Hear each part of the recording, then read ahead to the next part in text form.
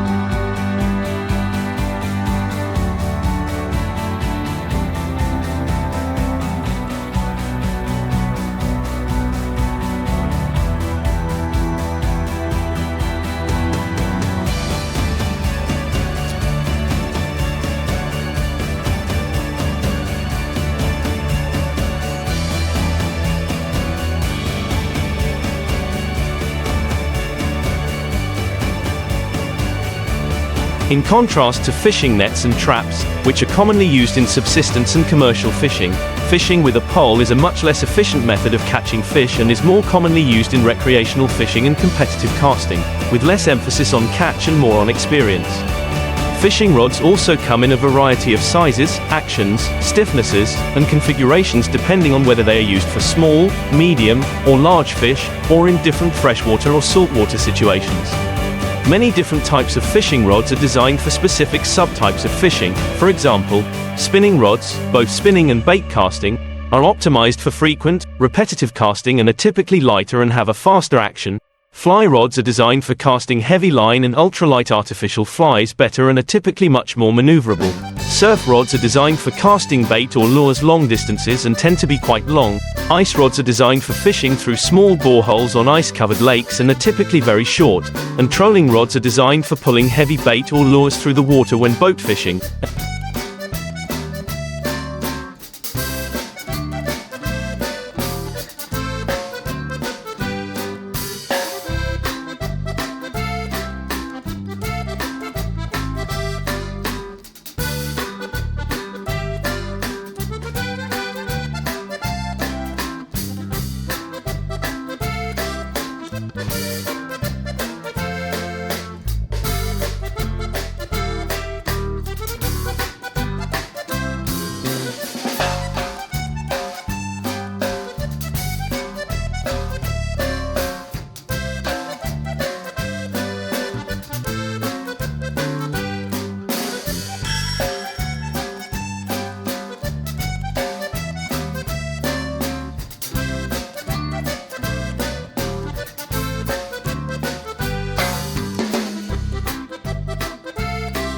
And typically have a greater maximum tensile strength due to the large size of the target fish.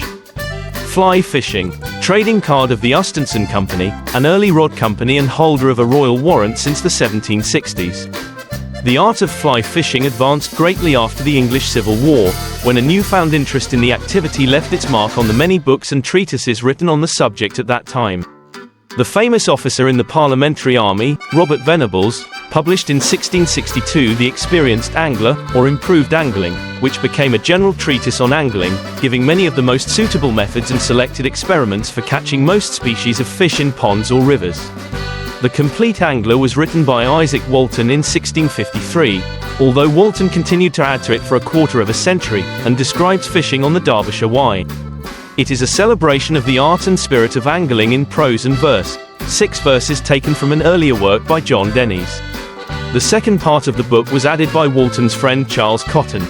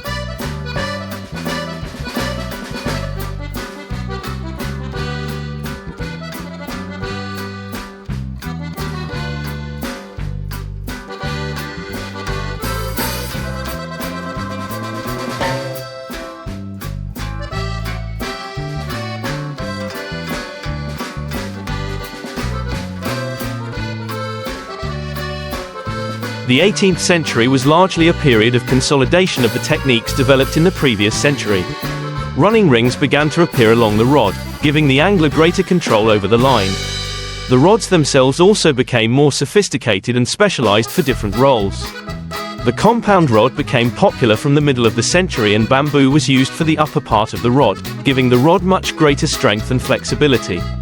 The industry also became commercialized. Rods and tackle were sold in haberdashery. After the Great Fire of London in 1666, artisans moved to Redditch, which became a centre for the manufacture of fishing-related products from the 1730s. Wansamus Ustenson established his trading shop in 1761, and his establishment remained the market leader for the next century. He received royal warrants from 3 successive monarchs, starting with King George IV. How to fish properly. Because larger fish pull harder, reeling in a larger fish is often a challenge for most anglers, even experienced pros.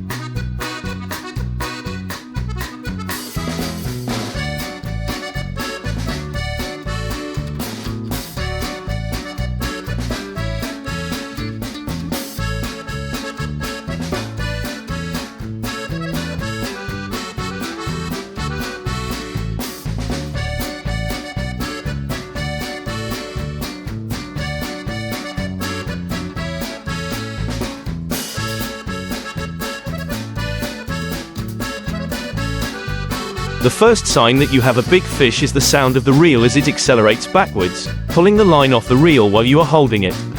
This is where you have to remember your fishing techniques, such as how to fish by not reeling in while the fish is swimming away.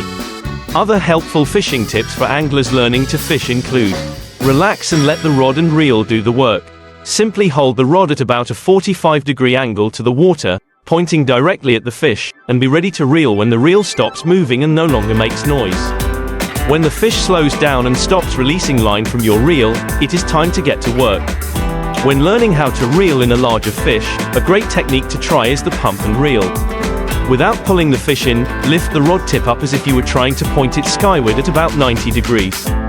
A stronger or heavier fish will often bend your rod, but don't worry, this is normal. Then, turn the rod as you lower the rod tip down at about 45 degrees, keeping even pressure on the fish. Repeat this process.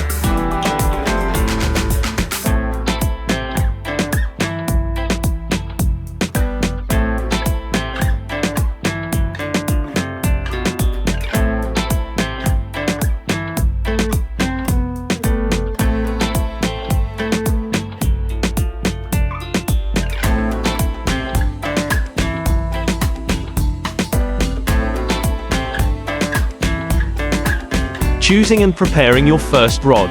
Illustration showing a closed bail reel and an open bail reel.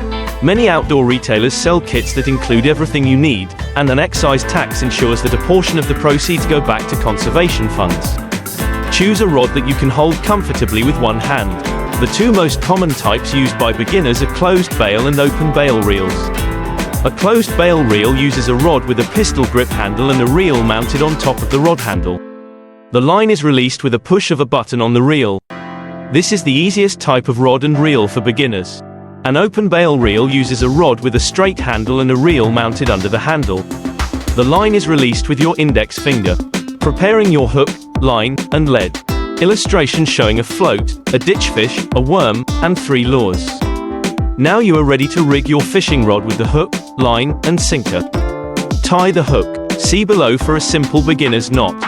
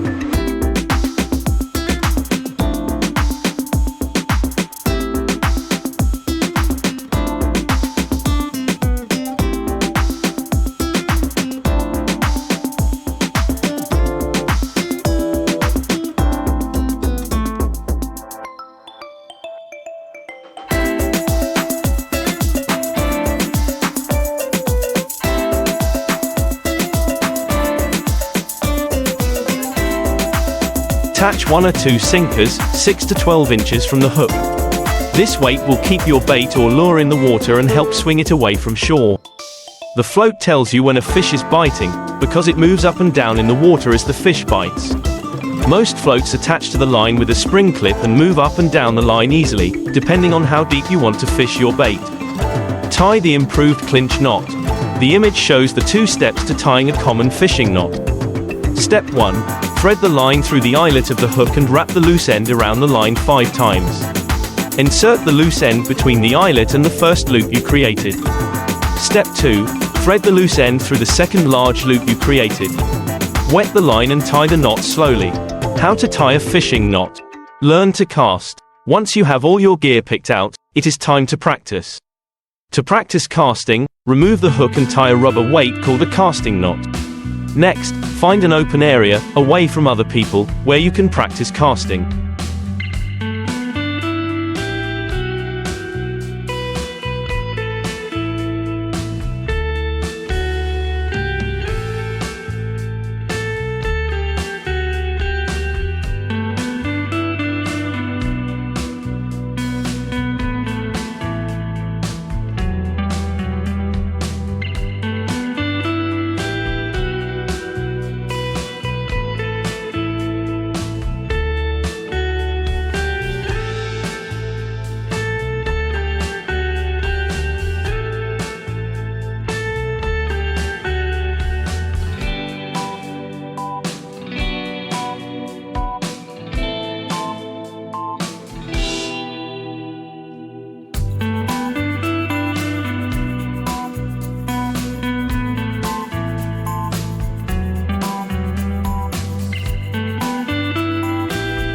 The illustration shows the 4 steps of casting a closed reel: grip, aim, cast, release. A closed reel has a button that you must press with your thumb to release the line. Grasp the rod handle with one hand. Press the thumb button of the reel down and hold it tight. Face the target area with your body turned at a slight angle, about a quarter turn. Point the rod tip toward the target, at eye level. Quickly and gently bend your arm at the elbow, raising the rod handle until it is almost at eye level. When the rod is almost straight up and down, move your forearm forward with a slight wrist motion. When the rod reaches eye level, release the thumb button. With an open cock spinning reel, you use your fingers to cast the line.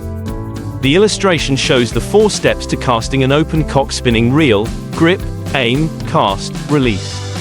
Grasp the rod handle, place the body of the reel that attaches the spool to the rod between your middle fingers.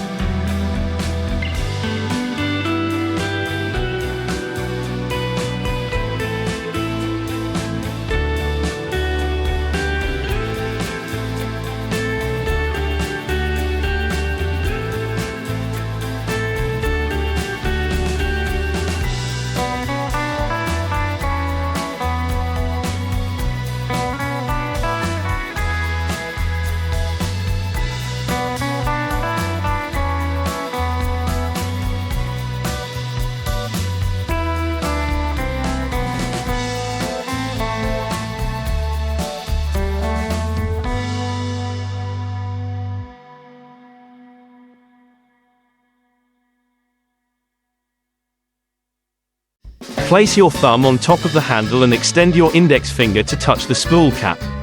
With your other hand, rotate the spool until the line roller is directly below your extended index finger. Lift the line up in front of the roller with your index finger and open the spool latch with your other hand. Face the target area with your body turned at a slight angle, about a quarter turn.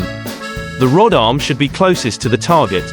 Point the rod tip toward the target at eye level. Quickly and smoothly, using only one motion, bend the casting arm at the elbow and raise the forearm so that the hand is nearly eye level. When the rod is almost straight up and down, move your forearm forward with a slight wrist motion. When the rod is at eye level, straighten your index finger to release the line. How did you do it? If the plug falls close to your face, you release the line too late. If the plug goes straight up, you release the line too early. Catch and release. A fish is held at the surface of the water, surrounded by a net.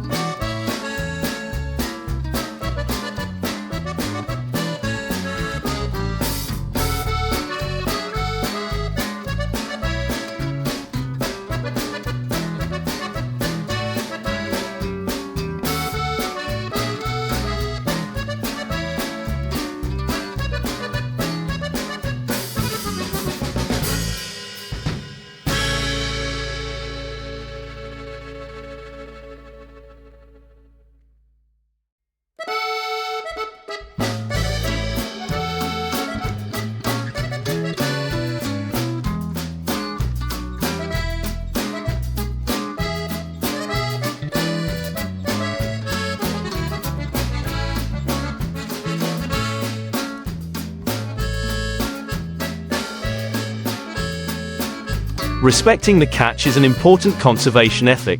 Fish should never be wasted. If you catch a fish that is below the legal or minimum size or you do not want to keep it, release it immediately. Here are 3 tips to ensure that the fish you release has the best chance of survival.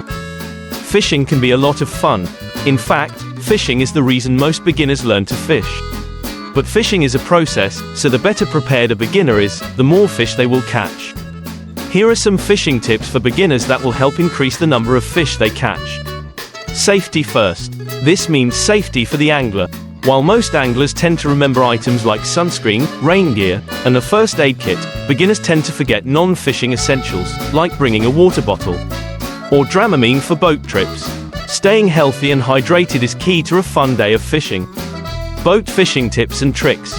In addition to always wearing a proper life jacket when on the water, no matter the size of the boat, space is often limited on small boats.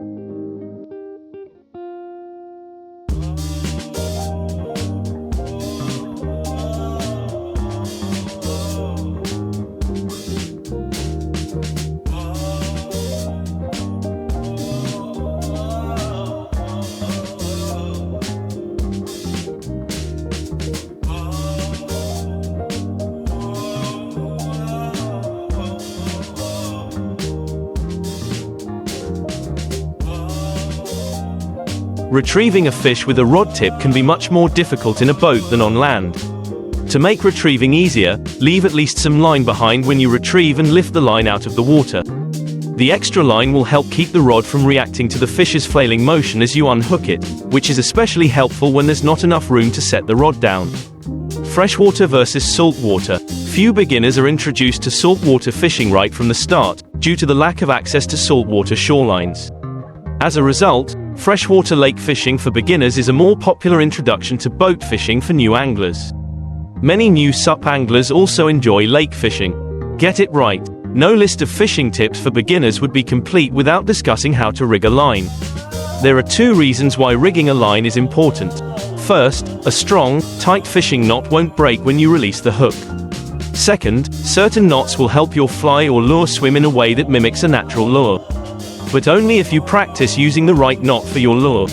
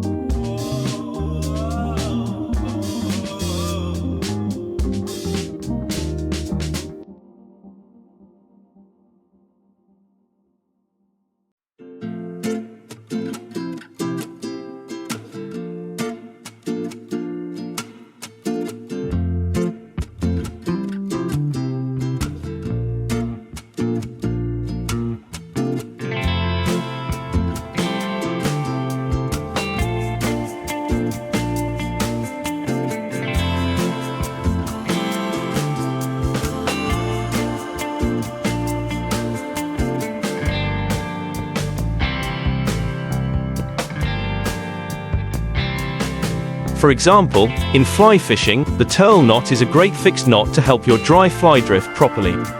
Of course, how you rig your fly is only part of the equation. Swim your fly properly. Think about how your lure naturally moves through the water and try to mimic it with your rod tip and reel speed. Pull the rod tip up and reel down to pick up slack while still maintaining contact with your lure. If you just cast and reel as fast as you can, your lure won't look natural and you'll be lucky to get a single pull.